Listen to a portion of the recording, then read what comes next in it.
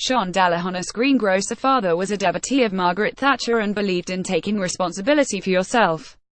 His paternal grandmother, Phyllis, believed in community, and fell out with her son over politics. They are now buried side by side in the local graveyard. Delahunt grew up torn between the two and was obsessed by the BBC series The Legend of Robin Hood. So at the age of 10 he decided to rob the local bank. 40 years on, he is still wondering about the inequalities in our society. When we hear statistics such as the fact that there are up to 150 million children in the world living on the streets, we are also outraged for a moment, before we go back to what we were doing. Delahunt links our feelings of helplessness to something bigger. We have bought into the narrative of capitalism that keeps us enthralled to the interests of the banks and big business. He talks about seeing his name and image on a poster outside a theatre, something he had always longed for, only to feel dissatisfied.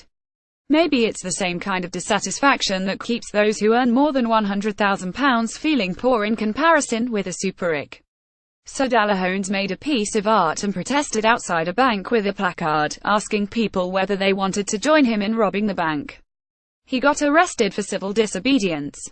Or did he? It doesn't really matter whether he did or whether the 10-year-old Delahunt did try to be a miniature Robin Hood. After all, the Robin Hood story is itself a myth. This is a storytelling show that teasingly plays with fact and fiction as it suggests that we all have the agency to change our own narrative.